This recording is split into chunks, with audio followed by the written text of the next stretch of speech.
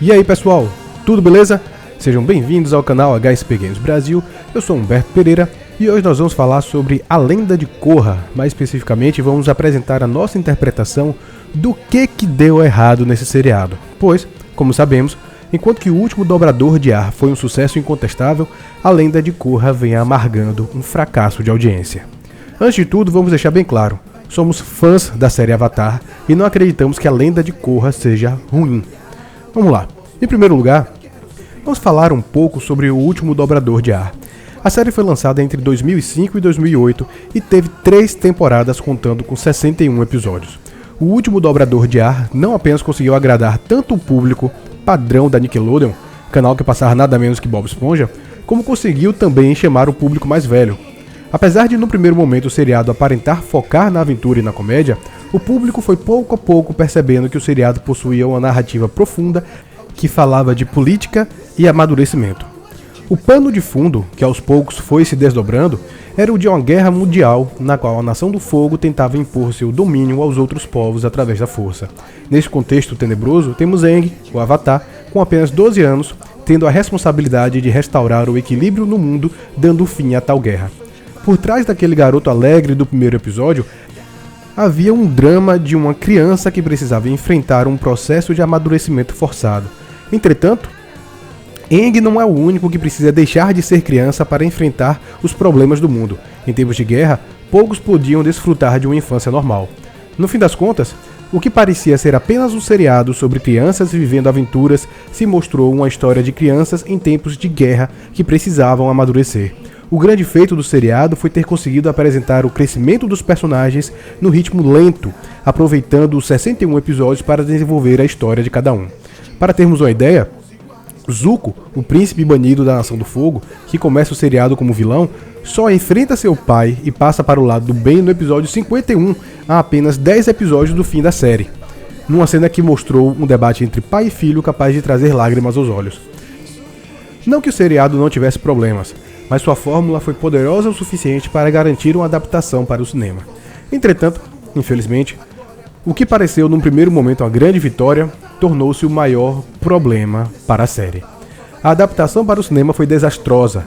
O filme cobria os eventos da primeira temporada do seriado, O Livro da Água. Entretanto, a vergonhosa direção de M. Night Shyamalan não conseguiu trazer a profundidade de 20 episódios para dentro de um filme de 1h30.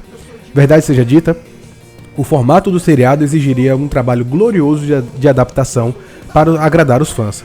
Em vez disso, tivemos uma adaptação mal feita que não agradou ninguém. O desastre de Avatar no cinema foi tamanho que os filmes seguintes, relativos aos livros da Terra e do Fogo, foram cancelados.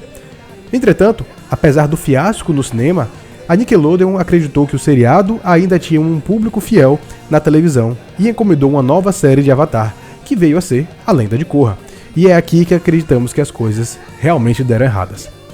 Na nossa interpretação, a Nickelodeon queria uma série que conseguisse repetir o sucesso de O Último Dobrador de Ar na televisão e que ao mesmo tempo pudesse ser bem sucedida no cinema, ou seja, que fosse mais fácil de ser adaptada para o formato do filme.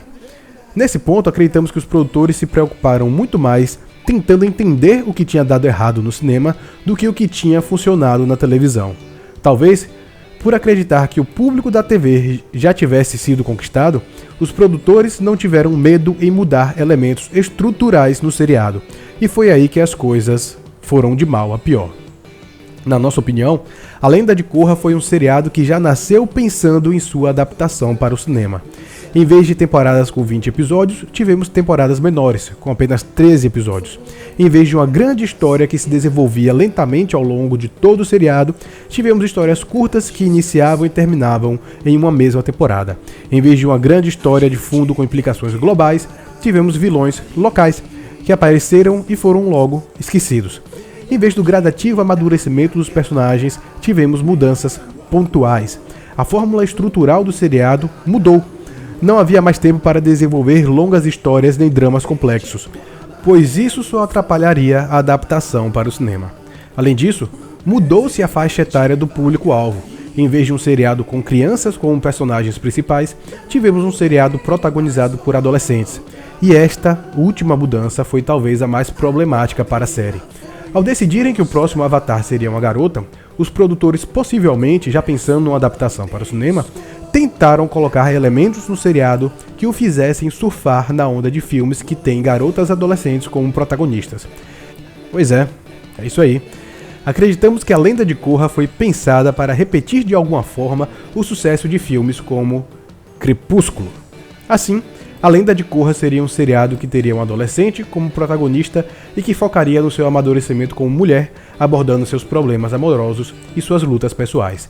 Esse tipo de filme tem sido sucesso garantido de público e, ainda que Korra já comece o seriado mais ou menos no nível de Bella após se tornar vampira, ela poderia ser nas telas uma Katniss de Jogos Vorazes ou uma Beatrice de Insurgente. De toda forma, acreditamos que a escolha de um protagonista adolescente foi influenciada pela onda Crepúsculo. O problema é que todas essas mudanças se tornaram pontos negativos para a série. Não havia mais o tom de inocência e aventura que conectava as crianças com Aang. O seriado não era mais uma novela longa com trama profunda. Tudo no seriado passou a ser superficial. Os personagens não possuíam mais dramas pessoais. As crises eram resolvidas ao fim de cada temporada. O grande seriado Avatar, que cativou tantas pessoas, passou a ser um rascunho para um filme da sessão da tarde. E, para piorar, a temática adolescente não apenas se desconectou do público mais jovem, como também se tornou um pouco atraente para o público mais velho. Sejamos justos, o triângulo amoroso entre Korra, Asami e Mako é algo irritante para a maior parte do público, e toda vez que os três estão juntos, o seriado perde qualidade.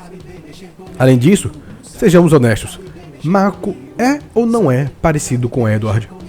Ambos possuem a mesma personalidade, são responsáveis, fortes, sérios e extremamente chatos. Infelizmente, A Lenda de Korra possui problemas demais para serem resolvidos nos poucos episódios que lhe faltam. A fórmula desastrosa de tratar o seriado como um rascunho para o filme foi seguida à risca nas 3 primeiras temporadas. Um momento em que o seriado poderia ter dado a volta por cima foi no final da 2ª temporada, em que houve a união entre o mundo espiritual e o mundo material. Este fato poderia ter sido o pano de fundo para mudanças globais radicais que exigiriam muito da Avatar. Em vez disso, a 3ª temporada foi mais do mesmo. Um vilão pontual, uma trama sem profundidade, um combate, um fim. Apenas na 4ª temporada é que o seriado pareceu começar a voltar à sua antiga fórmula. O gancho deixado com a morte da Rainha do Reino da Terra foi aproveitado e a ascensão de Kuvira como uma conquistadora elevou o nível do seriado. Não há mais um vilão pontual. As ações de Kuvira mudam o mundo e as pessoas o tempo todo. Começamos a ver o amadurecimento de alguns personagens, sendo talvez a mais significativa delas, Julie, que deixa Varrick e se torna aliada de Kuvira. Mesmo com todos os problemas, o seriado teve bons momentos. A história de Wan, o primeiro Avatar, foi quase perfeita. A única coisa que ficou sem explicação foi por que os outros avatares não conseguiram conversar com Hava.